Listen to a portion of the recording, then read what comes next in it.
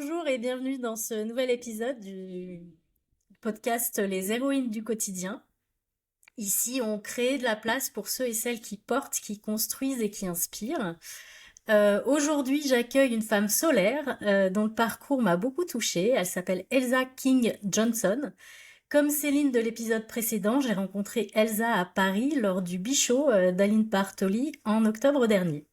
Donc Elsa, c'est une femme qui incarne pleinement ce podcast. Elle rayonne. D'ailleurs, c'est le nom de sa boîte, Oser Rayonne. Elle est coach en estime de soi. Elle nous aide à réguler nos émotions pour retrouver sérénité et épanouissement. Et en prime, elle vient de sortir un livre intitulé Tu n'es pas trop, tu n'as jamais été trop. Elsa, bienvenue dans Héroïne du quotidien. Merci beaucoup de m'accueillir, Audrey. J'ai oublié aussi, Bienvenue je à crois que tous. tu as un podcast, Tout à fait. si je me trompe pas. Effectivement, je suis autrice d'un podcast qui s'appelle Un chemin vers soi. Génial. Alors, j'ai l'habitude de commencer mes interviews par le parcours de mes invités. Donc, est-ce que tu pourrais nous en dire un peu plus sur qui tu es aujourd'hui et quel est ton parcours? Qu'est-ce qui t'a amené à créer Ose et Rayonne et à écrire ton livre? Et qu'est-ce que tu as voulu faire passer comme message dans ton livre? Alors, j'aime bien me définir comme une boosteuse d'estime. Donc tu l'as dit, je travaille beaucoup sur l'estime de soi et j'accompagne principalement des femmes hypersensibles. Donc des femmes avec une hypersensibilité, une sensibilité qui est plus forte que la moyenne. Et je les aide à apprendre à justement à faire avec cette sensibilité, à réguler leurs émotions, à travailler beaucoup sur leur estime d'elles-mêmes, parce que ce sont souvent des personnes qui ont une fragilité en fait d'estime de soi. Je les accompagne à travers du coaching et de la sophrologie, parce que je suis formée aux deux méthodes. Donc ça, c'est on va dire mon rôle un peu aujourd'hui.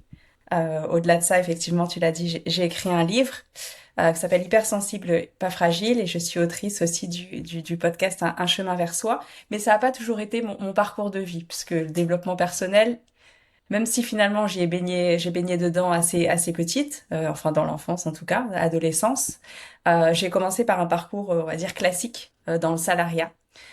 J'ai travaillé pendant pas mal d'années dans le marketing, notamment dans le marketing bancaire. Et vers l'âge de 30 ans, en fait, j'ai eu beaucoup de choses qui me sont arrivées, notamment au personnel. Et principalement, le premier élément déclencheur, ça a été une rupture amoureuse qui m'a fait Mhm. en fait remettre en question toute ma vie, ce que je faisais professionnellement, si j'étais heureuse, si j'étais épanouie. Et je me suis posé cette question-là, est-ce que finalement, t'as envie de faire ça dans 10 ans? Et la réponse a été un grand non. Donc je me suis dit, c'est le moment de peut-être tout révolutionner. À l'époque, j'avais pas encore d'enfant, j'étais du coup célibataire. Et je me suis dit, c'est le moment peut-être de changer les choses et de me créer une autre vie en fait, d'oser faire ce pas-là. Et depuis toute petite, alors ça je l'explique pas, mais depuis toute petite j'ai voulu créer ma boîte. J'ai toujours voulu être voilà ma propre patronne, même si autour de moi finalement il n'y avait pas de personnes qui étaient entrepreneurs. C'est quelque chose qui m'attirait, mais j'osais pas aller vers ça en fait, parce que j'avais pas de modèle, parce que j'avais l'impression que c'était pas possible pour moi et ça me paraissait énorme. Et à ce moment-là, du coup, avec cette rupture, avec ces questionnements, je me suis dit en fait t'as rien à perdre. Si tu le fais pas maintenant, tu le feras jamais. Et ça a été vraiment le début de mon cheminement et de mon changement de vie, où voilà, j'ai commencé, alors sans trop rentrer dans les détails, mais j'ai commencé à regarder ce que je pouvais faire, qu'est-ce que je pouvais créer comme société. Et très vite, je suis tombée dans le milieu du coaching et j'ai décidé de me former. Je me suis formée au coaching et puis tout s'est, on va dire, enchaîné plus ou moins comme ça par la suite. Sachant que moi j'ai fait les choses quand même en deux temps, puisque c'est vrai que j'avais un besoin de sécurité qui était très fort à l'époque, un peu moins aujourd'hui, et j'ai du coup décidé de lancer mon entreprise tout en gardant d'abord cette stabilité financière avec mon poste salarié que j'ai gardé. Et puis c'est en 2023 exactement que j'ai fait le grand saut pour passer à 100% sur mon activité. Donc voilà comment je suis arrivée dans Génial. ce monde-là. Et du coup, comment t'en es arrivé à écrire ce livre, à sortir ce podcast, et quel est le but final? Alors, il y a d'abord eu le podcast, parce que pour moi, c'était un canal qui m'allait bien, où j'étais finalement en un sens pas visible, on entendait juste ma voix. Pour moi, les mots ont vraiment de l'importance et c'est quelque chose qui m'a toujours drivée depuis toute petite. Déjà petite, j'écrivais beaucoup de poésie. J'ai un recueil de poèmes d'ailleurs, pas encore publié, mais qui arrivera probablement dans quelques mois ou dans quelques années. Et du coup, c'était important pour moi de faire transparaître, enfin de donner des messages en fait. Et le fait de qu'on me voit pas, au départ, en tout cas, c'était quelque chose qui était plus facile. Le fait de parler toute seule face à mon écran, avec personne qui me regardait autour, j'avais l'impression de me sentir plus libre et de pas avoir peut-être de retour des autres qui pourraient avec des mots ou même juste des regards montrer des têtes bizarres et qui pourraient finalement me faire perdre confiance, me faire perdre mes mots et m'empêcher de continuer. Donc ce moyen-là, le podcast, ce média-là, ça m'a vraiment aidé à me libérer, à dire ok, dis ce que t'as à dire et de toute façon, même s'il n'y a pas de retour derrière, même si les gens n'aiment pas, en fait tu le sauras pas finalement. Mm. Donc c'est pas très grave. Ok, tu le verras un peu sur tes écoutes, mais c'est pas si important que ça.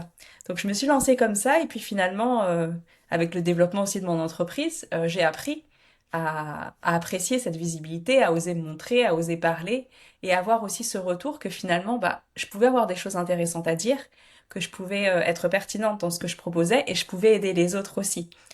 Donc ça m'a aidé finalement à oser me montrer davantage et à oser aussi pouvoir divulguer, diffuser mon message de manière plus importante.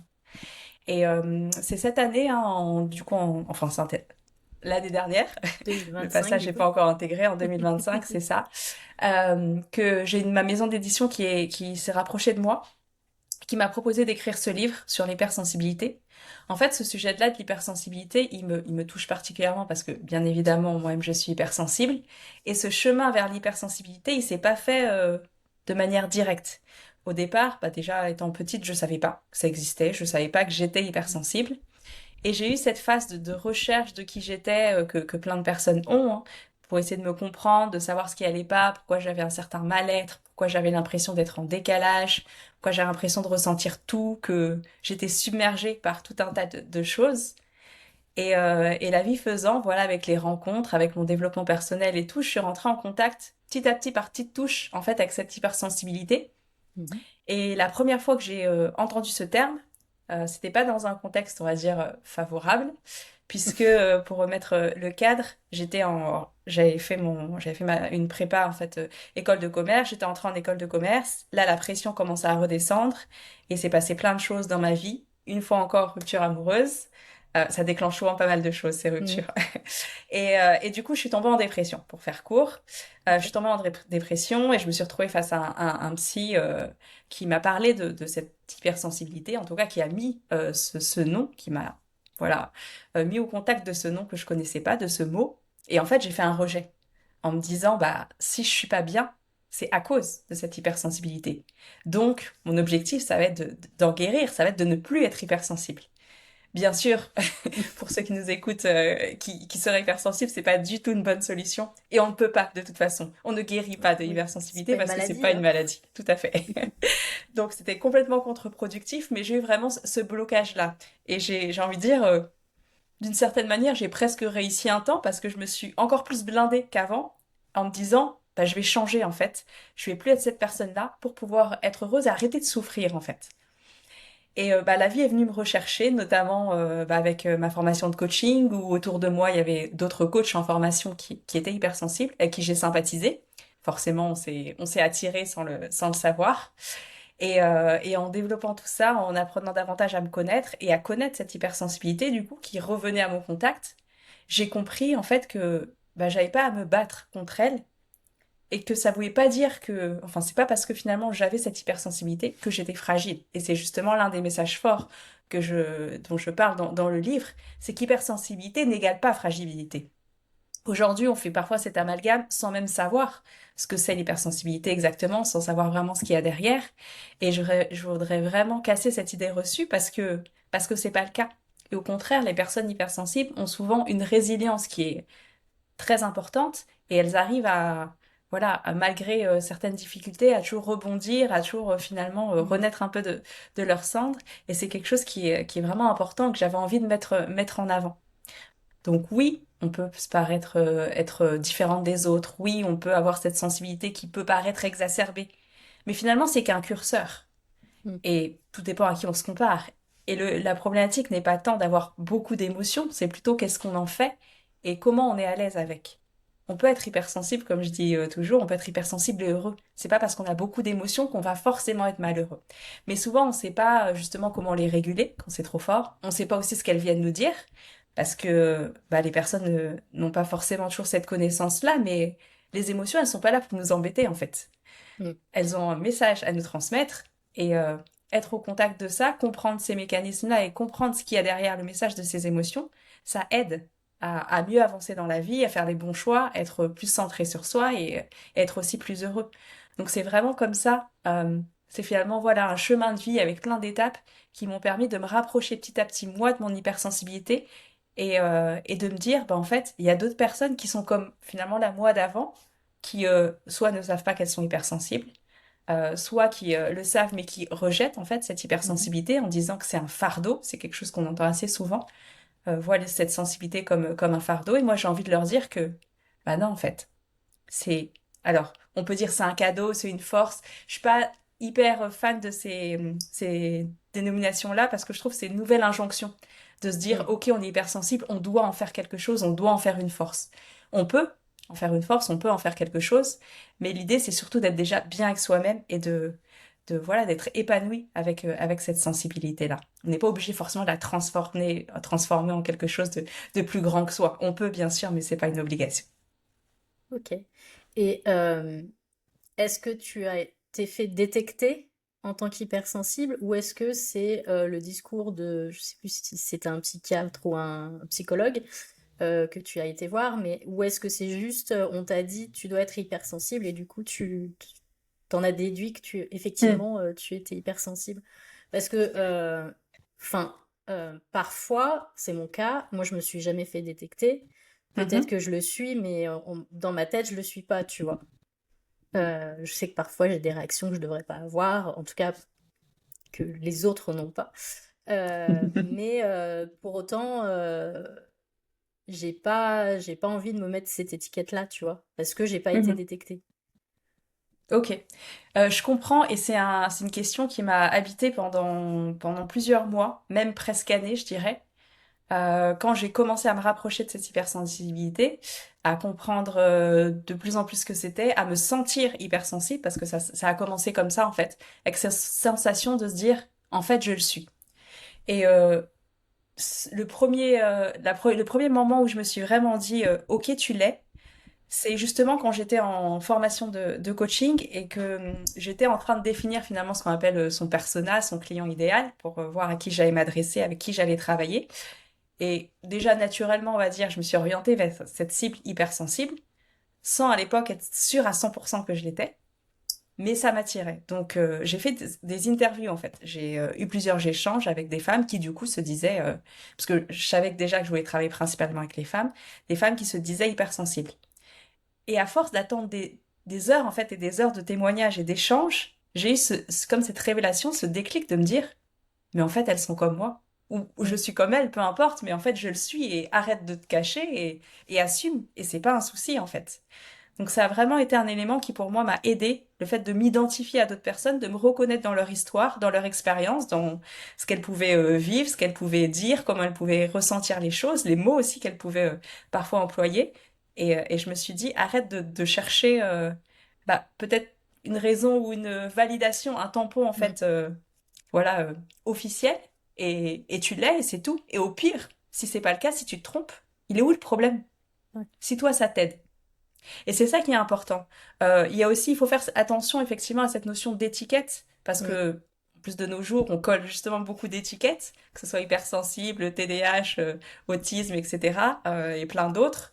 Et ça peut avoir un effet négatif. Mais tout dépend de la manière dont c'est fait et comment finalement on joue avec cette étiquette. Mm. Moi, j'assume cette étiquette-là et pour autant, je ne suis pas que hypersensible. J'ai d'autres étiquettes, d'autres choses qui font Ouais. ma personnalité. Et même dans l'hypersensibilité, j'aime bien dire aussi qu'il n'y a pas une seule hypersensibilité finalement. Il y a une pluralité Mm. d'hypersensibilité parce que finalement, il y a presque autant d'hypersensibilité que d'hypersensibles. chacun va avoir sa patte, sa couleur, en fonction de qui elle est, Mm. qui cette personne est, en fonction aussi de son entourage, de comment sa sensibilité est appréciée ou pas appréciée justement autour, de ses expériences, enfin tout un tas de choses qui vont venir colorer et changer un peu cette hypersensibilité. Donc il y a plein de variantes finalement possibles.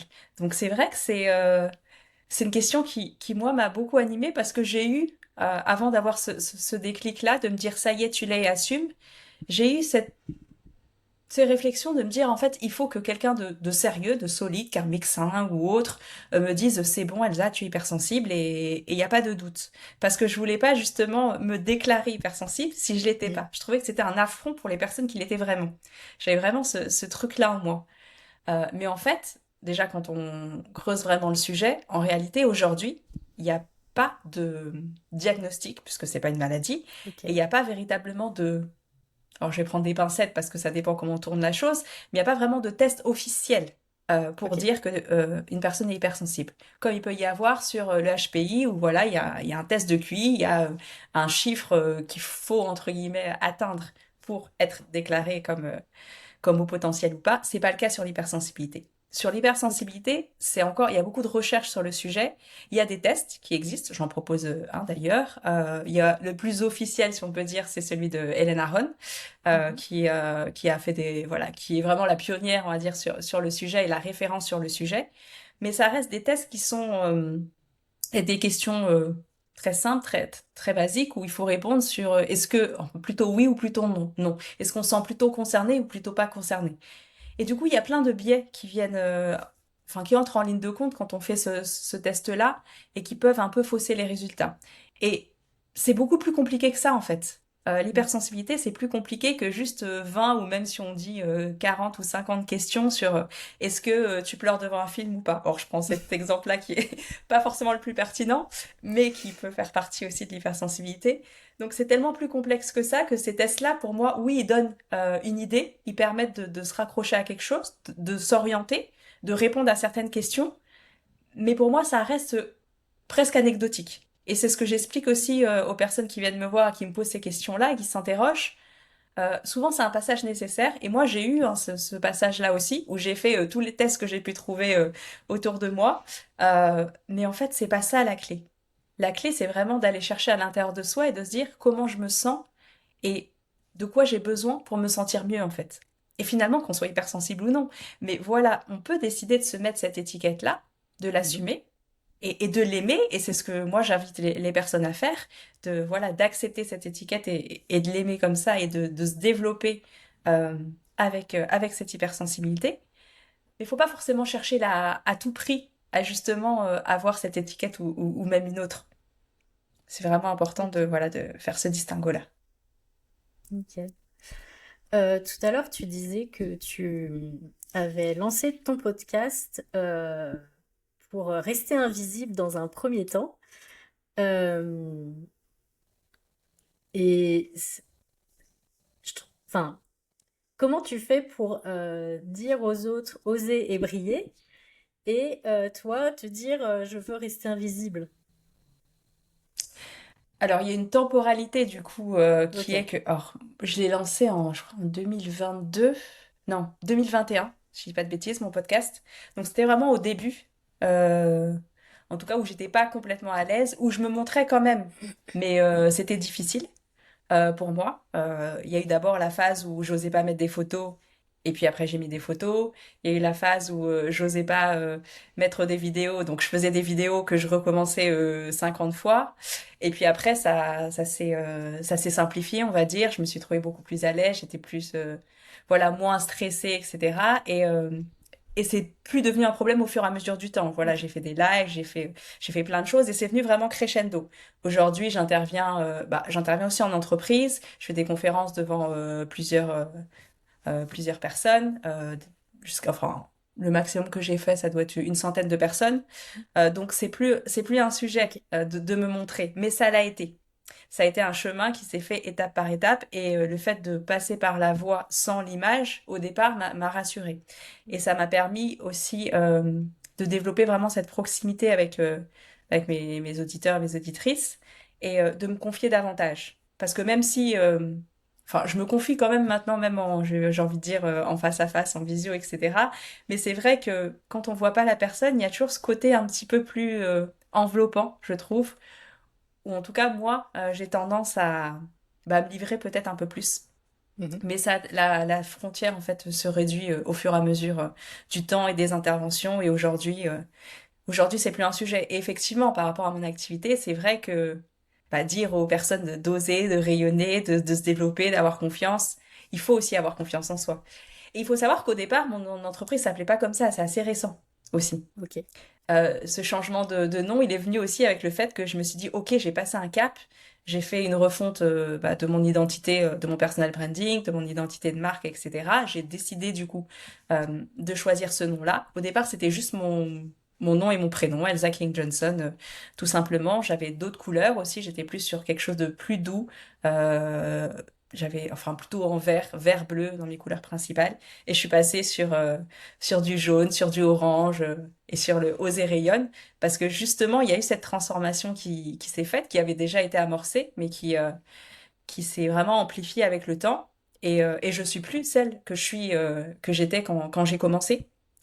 J'ai vraiment grandi, j'ai vraiment évolué, j'ai développé aussi moi-même ma confiance, et c'est aussi pour ça que je suis plus à même, plus le temps passe, d'aider les personnes à faire pareil.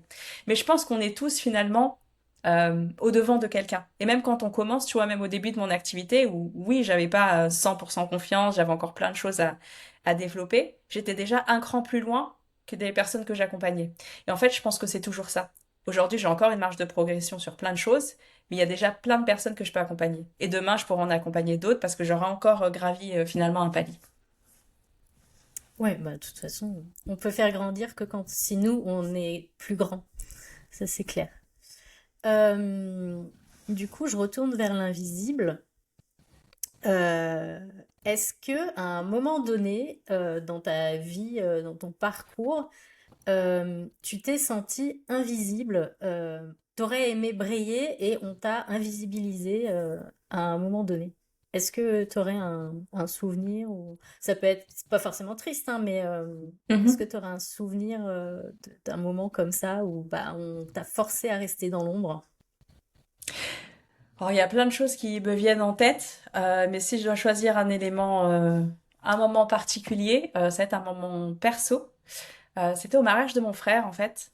Et oh, je sais plus, ça fait... Ah si, ça fait 10 ans, parce qu'ils ont fêté leurs 10 ans il y a pas si longtemps. Donc c'était il y a 10 ans, donc il y a un long moment. Et j'avais prévu de chanter une chanson pour lui et sa femme après la cérémonie. Que en plus j'avais travaillé, parce qu'à l'époque, enfin, je prenais des cours de chant et j'avais travaillé la chanson avec mon prof de chant. Donc c'était quelque chose d'un peu encadré quand même. J'étais pas juste complètement au C'était feeling, pas on va du dire. freestyle. Voilà, c'était pas du freestyle. C'était John Legend que je pouvais chanter All of Me. Et en fait, il y a eu la cérémonie à l'église et à la fin, il y a un chanteur professionnel qui est venu et qui a chanté la chanson que j'avais prévu de chanter. Je savais pas qu'il devait chanter, hein. Il a pris le micro, j'ai entendu les premières notes, enfin voilà, la mélodie, etc. Et il a lancé la chanson.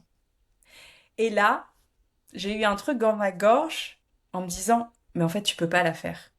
Tu peux pas passer après lui. Parce qu'il vient de la faire, parce qu'il vient de la faire magnifiquement et que toi, t'es pas au niveau. Et j'ai eu l'impression qu'on me prenait ma voix, en fait. Et c'était assez particulier. Et d'ailleurs, tu vois, je te dis ça, mais mon frère n'est même pas au courant que je D'accord. devais chanter cette chanson-là et que j'ai eu cet effet-là. Donc c'est voilà quelque chose qui sort comme ça, mais j'ai eu cette impression du coup de disparaître en fait et que ma voix m'était retirée. Mais c'était une chanson qu'ils aimaient particulièrement, parce que c'est quand même étonnant que la même chanson soit chantée finalement au même moment. Oui, oui, c'était une chanson qu'ils aimaient, mais c'est pas forcément courant qu'il y ait un chanteur Hmm. déjà qui vienne à l'église. Et en plus, enfin je dis à l'église, mais c'était à la mairie d'ailleurs. Et en plus, enfin oui, la probabilité que ce soit là, que ce soit maintenant, que ce soit un chanteur pro, enfin tout c'était magnifique, hein. C'était magnifique, mais mais Enfin, ça t'as m'a pas prise dû de vivre le court. moment, ouais, t'as pas pu Voilà. vivre le moment Alors que j'avais sur les préparé mon réseaux. truc pendant plusieurs semaines et ça m'a ramené à le fait que, bah oui, lui, il peut briller, justement, lui, il est professionnel et moi, non, en fait. Et ça Mm. m'a ramené à la petite fille, celle qui est en dessous, celle qui, comment dire, celle qui est pas au niveau. Et ça fait souvent écho, justement, bah, les personnes hypersensibles ont souvent cette perception-là qu'elles sont pas assez. Alors, soit elles sont trop dans l'émotion, etc. C'est un peu les deux extrêmes, Mm. ou pas assez. Pas assez parfaite, pas assez bien, pas assez jolie, pas assez intelligente, pas assez ceci, cela. Du coup, ça m'a vraiment renvoyé à cette blessure-là. Et comme je te disais, c'était il y a 10 ans, donc j'avais pas du tout encore fait le chemin que j'ai fait aujourd'hui. Donc ça a été compliqué, effectivement. Après, il y a Ok. d'autres moments dans ma vie, même professionnelle, où j'ai eu cette impression de disparaître ou de pas avoir ma place. J'ai beaucoup cherché ma place. Euh, ouais. Ok. Et à l'inverse, est-ce que tu te souviens d'un moment où tu te serais senti briller, mais énormément, euh, alors que tu t'y attendais pas forcément? Où je me suis sentie briller. Alors oui, où je m'y attendais pas forcément. Je sais pas si je m'y attendais pas forcément, mais ce qui me vient là, c'est généralement les moments où je suis en conférence, en atelier, avec voilà plusieurs personnes. Et celle qui m'a peut-être le plus marqué, l'intervention qui m'a le plus marqué, c'était bah, l'une de mes premières interventions où j'étais il y avait à peu près 50 personnes. C'était justement sur la confiance en soi. Et Mm. j'avais été repérée, donc c'était quelqu'un que je ne connaissais pas en fait, qui m'avait repérée sur les réseaux et qui m'avait proposé cette intervention-là. Donc déjà, voilà, je me suis sentie un peu fière d'avoir été choisie pour intervenir. Et en fait, c'était la première que je faisais avec autant de monde dans ce contexte-là où je connaissais vraiment personne. Et je me suis sentie, pour le coup, complètement à ma place. J'avais l'attention de toute la salle, j'étais là avec mon micro. Et, euh, et je sais pas, c'était fluide et je sentais que j'étais connectée et que j'étais vraiment à l'endroit où je devais être, au moment où je devais être, en fait. Il y avait une harmonie, une alchimie, une simplicité qui a fait que, oui, j'ai eu l'impression qu'il y avait une espèce d'aura autour de moi, que tout le monde me regardait et m'écoutait et buvait mes paroles presque. Et je me suis vraiment sentie vraiment à ma place et je me suis dit, en fait, t'as raison de faire ça et continue, en fait, et t'en feras d'autres. Génial. C'est pour ça qu'on fait nos métiers, pour ces moments-là. Euh, Est-ce qu'il y a des choses qu'on projette sur toi et qui sont pas vraies? Je te donne un exemple. Moi, dans mon métier, je suis online business manager et je suis très carré. Enfin, tout est structuré. C'est mon rôle chez mes clients. Et pourtant, quand tu viens chez moi, j'ai deux enfants qui sont pas très grands et c'est un bordel monstre. Donc rien n'est structuré, rien n'est carré, Mhm. même si ça me rend folle. Est-ce que toi, il y a des choses qu'on se dit, alors soit par ton hypersensibilité, soit elle a carrément confiance alors que tu as peut-être pas confiance. Enfin, est-ce qu'il y a des choses qu'on projette sur toi et qui ne sont pas forcément vraies? Je pense de moins en moins, mais ça a été le cas beaucoup, je pense, quand j'étais dans le salariat. En fait, je me suis construit, étant adolescente notamment, et jusqu'à un certain point dans ma vie d'adulte, bah, pas mal de carapaces. J'ai mis pas mal de masques. Et le côté finalement professionnel, ça a toujours été finalement quelque chose que j'ai beaucoup développé pour asseoir une certaine confiance que à la base j'avais pas, que maintenant j'ai, mais que initialement j'avais pas trop. Et je mettais en fait des masques pour donner cette impression que je gérais. Et en fait, c'est un peu le fake it until you make it. À la base, j'y croyais pas. Et sur ce point-là, sur cet aspect-là, en tout cas, ça a marché. Et à force de faire comme si, bah, j'ai pu développer ça. Mais j'ai eu avec du coup cette armure, cette carapace que je me suis forgée. Autre chose qui s'est manifestée, c'est qu'en fait, il y a certaines personnes qui m'ont perçue comme étant parfois, enfin, qui ont pu me percevoir comme étant un peu hautaine, justement, trop sûre d'elle, etc. Alors que c'était pas du tout le cas, et ça l'est toujours pas d'ailleurs, mais qui ont eu cette perception de moi, et ça s'est développé aussi parce que j'ai ce côté, alors je sais pas si tu connais le disque, si t'es familière de ça et si Oui, ton audience l'est aussi, mais j'ai un côté très rouge, ce qui parfois ok. surprend, en fonction de par quel bord on me connaît, mais j'ai un côté très rouge, très objectif, très straight to the point.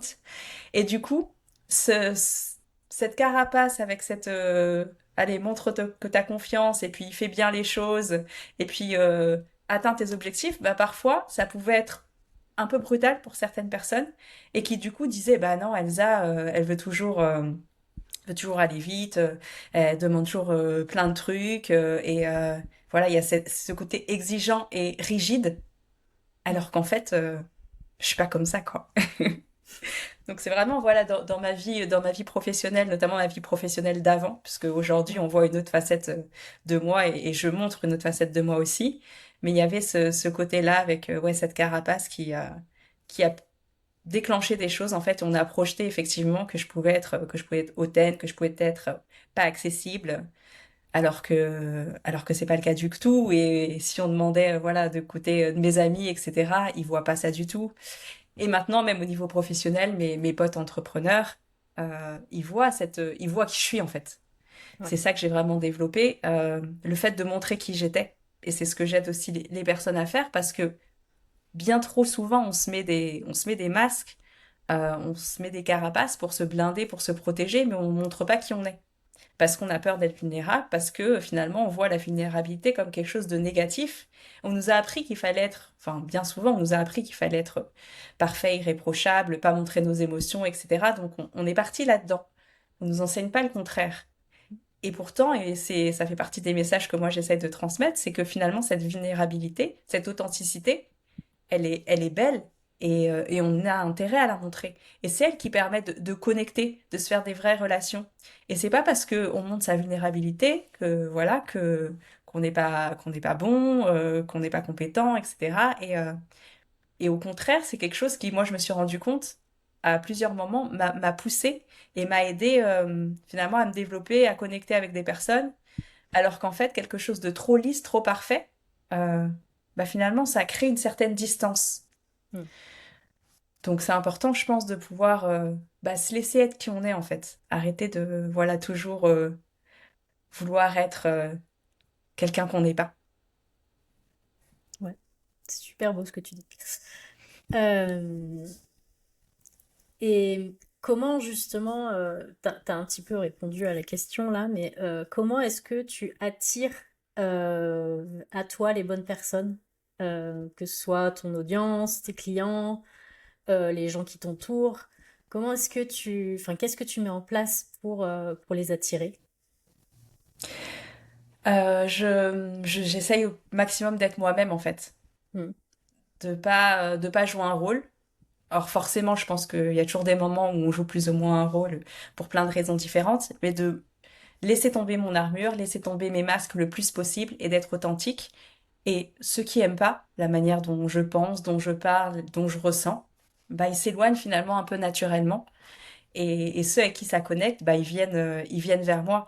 Et notamment par rapport à mes clientes, justement, le podcast, c'est une belle source d'arrivée, si je peux dire, de clientes, en tout cas de mise en relation. Je parle plutôt d'ailleurs de coacher, même si je fais pas que du Hmm. coaching. Mais mes coachés arrivent principalement par là, parce que du coup, je me livre beaucoup dans mon podcast. Elles entendent ma voix, elles entendent mes... Même sans me voir, en fait, il y a plein de choses Hmm. qu'on ressent. Et alors, en fonction des sujets, il y a des épisodes où... Enfin, par exemple, typiquement, je pouvais être tellement émue, tellement touchée que je pouvais pleurer alors, pas à chaudes larmes, mais on sentait dans le ton de ma voix, dans ce que je disais, etc., que j'étais T'es ému, touchée. Et quoi. ça, Hmm. oui, c'est ça. Et ça crée cette connexion. Elles se disent, ah bah finalement, elle est comme moi, elle ressent ça comme moi, elle a vécu ça, etc. Et du coup, ça crée une proximité qui fait qu'elles ont plus facilement envie, en fait, bah, d'aller me parler, de se confier et de venir vers moi. Donc, je pense que la clé, c'est ça, c'est d'être soi-même. Et c'est un truc un peu bateau, mais en fait, c'est quelque chose qui est pas simple. Parce qu'on se dit, oui, il faut être soi-même, oser être soi-même, etc. Mais c'est hyper compliqué. Parce que déjà, avant d'oser être soi-même, il faut savoir qui on est. Et ça, ça, il faut aller le chercher. Ouais, faut accepter le regard des autres aussi, et c'est pas toujours évident. Mhm. Euh, Et du coup, alors le podcast, mon podcast, c'est sur tout ce qui se passe dans l'ombre, les gens qui osent pas forcément rayonner. Euh, Comment toi, tu fais pour accompagner les gens qui veulent rayonner, qui sont dans l'ombre et qui veulent rayonner? Comment, est-ce que tu as des tips pour justement arriver à ce que cette lumière nous allume et nous fasse être visible au moins quelques Mhm. minutes, quelques... L'important pour moi, c'est, je l'ai dit juste avant, c'est vraiment la connaissance de soi. C'est vraiment un pilier qui est fondamental de savoir qui on est. Parce que quand on sait qui on peut plus facilement justement, on va dire, jouer de ça et mettre ces aspects-là en lumière. Donc savoir, enfin c'est tout bête, mais savoir quelles sont par exemple ses qualités pour pouvoir les mettre en avant et les utiliser, ça va permettre de briller. Si on sait qu'on est justement à l'aise à l'oral, ben, on va peut-être utiliser ça. Si on sait qu'on a une belle voix, ben, on va utiliser sa voix, voilà, à travers un podcast ou autre. On a des atouts sur lesquels on peut s'appuyer. Donc connaître ces atouts, ça nous aide à bien orienter les choses. Et puis dans la connaissance de soi, il y a aussi, alors, il y a plein de pans, il y a plein de choses autour de la connaissance de soi, mais il y a aussi ce qu'on veut faire et pourquoi. Parce que briller pour briller, je trouve que ça n'a pas d'intérêt. L'idée, c'est de briller dans un... Pour moi, la notion de sens est extrêmement importante, hein. Euh, il faut qu'il y ait un sens, il faut qu'il y ait un but. Donc déjà, dans la connaissance de soi, c'est aussi trouver son but, trouver son pourquoi. Tu veux être entendu, tu veux être vu, mais pour faire quoi en fait? Est-ce que c'est juste pour toi, ton ego?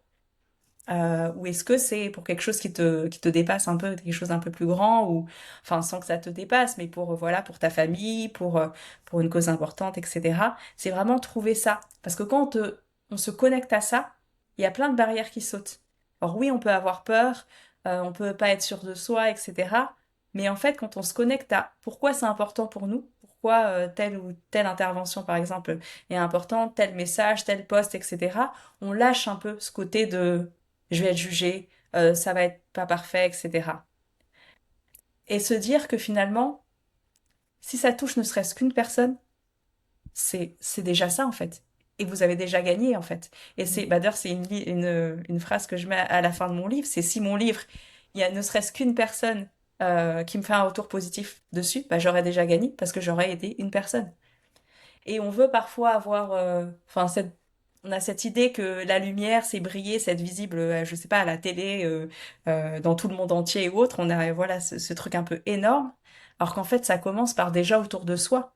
Briller, déjà autour de, voilà, dans sa famille, dans ses amis, etc. On peut étendre les cercles, mais c'est pas forcément quelque chose d'énorme. On voit ça comme quelque chose d'énorme, mais ça commence, en tout cas, je pense, et surtout si on a du mal, ça commence petit. C'est exactement mon postulat en fait. Mon postulat, c'est qu'on est tous le héros de quelqu'un. Ça peut être ses enfants, ça peut être ses Mhm. amis, ça peut être les clients, enfin, peu importe, mais on est tous le héros de quelqu'un. Et justement, j'en viens à une de mes dernières questions. C'est est-ce que à un moment, tu as ressenti, toi, Elsa, que tu étais la héroïne de quelqu'un ou que tu avais inspiré quelqu'un en particulier ou même une audience plus importante? Mhm. Alors, il y a un cas que j'ai en tête qui m'a marqué et du coup que je vais partager là. J'ai travaillé dans une entreprise, du coup, comme je le disais au début. Et en fait, j'ai quitté cette entreprise, j'en ai fait d'autres après, mais qu'importe. Finalement, j'ai laissé une trace sans le savoir, puisqu'en fait, des années après, j'ai une personne qui m'a contactée sur les réseaux sociaux en me disant je sais que t'es dans telle entreprise, je citerai pas le nom parce que ça n'a pas forcément d'importance. Euh, Moi, j'y suis. J'ai découvert ton parcours. Et en fait, tu m'as tellement inspirée que bah, je me suis J'ai fait lancée dans pareil. une formation pour devenir entrepreneur. Et là, j'ai pris une claque en fait. Cette personne que je ne connaissais ni d'Adam ni d'Ève avait découvert mon existence du coup parce que bah on avait dû lui parler de moi de l'époque où j'étais là, où j'avais fait telle ou telle chose. Elle était allée voir mon parcours, ma fiche, etc. Enfin, mon LinkedIn et tout ça, mes réseaux. Et en fait, ça l'avait inspirée. Et tu vois, là, rien que d'en parler, je ressens l'émotion qui remonte parce que je trouve ça hyper fort, en fait. J'ai incité quelqu'un à, en un sens, même pas en un sens, à commencer à changer sa vie, en fait, à prendre des directions importantes pour elle, parce qu'elle s'est dit, si elle peut le faire, alors qu'elle me connaît pas, en vrai, moi aussi je peux le faire. Et c'est ça que j'adore, c'est qu'en fait, dans tout ce qu'on fait, que ce soit moi ou même d'autres personnes, parfois on s'en rend pas compte, mais on inspire. Et là, je l'ai su, mais j'aurais pu ne jamais le savoir. Et je suis sûre qu'il y a d'autres personnes comme ça que j'ai pu inspirer. Alors, il y en a d'autres qui me l'ont dit à travers mes podcasts, etc. Mais je suis sûre qu'il y a d'autres personnes silencieuses, du coup, qui n'ont rien dit, mais pour qui mes mots, mes vidéos ou autres ont eu un effet. Et tout autant qu'on est, ou tous autant qu'on est, c'est pour les hommes aussi, finalement, on a tous inspiré, au moins une fois dans notre vie, je suis sûre, quelqu'un, même si on nous l'a pas dit. Donc ça, c'est vraiment important d'avoir ça en tête, c'est que on est tous héros et héroïnes, même si on n'a pas d'exemple encore à donner. Ça, j'en suis convaincue. Ouais, tu m'as foutu la chair de poule. Ouais, mais voilà, on est 100% raccord là-dessus. Euh, Ma dernière question que j'aime bien poser, c'est si tu pouvais tendre le micro à quelqu'un qu'on n'écoute jamais, ce serait qui et pourquoi? Ça peut être quelqu'un de vivant, quelqu'un qui t'a inspiré, peu importe. Cette question, elle n'est pas facile de trouver une personne qu'on n'entend jamais. Parce que justement, le fait qu'on les entende pas, c'est qu'on ne sait pas qui c'est, malheureusement, souvent. Et je vais répondre, peut-être pas exactement du coup, mais en fait, c'est pas forcément une personne que j'ai envie de citer, c'est une catégorie de personnes. Mhm. Il y a un certain nombre de femmes, alors, je suis plutôt orientée sur les femmes, qui ont vécu des choses difficiles. Je pense notamment à des violences, que ce soit physiques ou sexuelles, ou parfois même les deux, euh, qui ont vraiment eu des maltraitances et qui en fait sont encore là, qui ont cette force-là et qui finalement continuent à vivre et on le sait pas forcément. Elles ont vécu des choses difficiles et elles continuent à sourire, à avancer, etc. Et finalement essayer de guérir un peu, enfin, dans leur coin, ou parfois elles ont réussi à guérir, mais, euh, mais elles racontent pas forcément leur histoire. Et pour autant, leur histoire, elle peut être, enfin, c'est pas elle peut être, leur histoire, elle est importante. Elle est importante parce qu'elle peut donner justement le courage à d'autres femmes, d'autres personnes de peut-être quitter une relation qui est toxique pour elles, de pouvoir oser finalement se recentrer et se remettre en priorité pour arrêter de se faire taper dessus, agresser, etc. Et ces femmes-là, on les entend pas assez en fait. Toutes ces femmes qui ont réussi à justement se libérer de leur chaîne, qui ont subi des choses atroces, on les entend pas assez.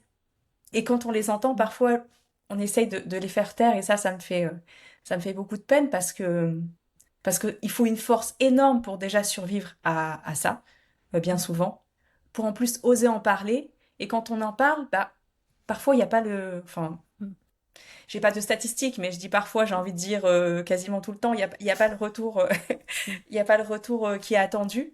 Et là, j'ai des exemples, voilà, qui fusent dans ma tête, même des exemples perso de personnes proches de moi.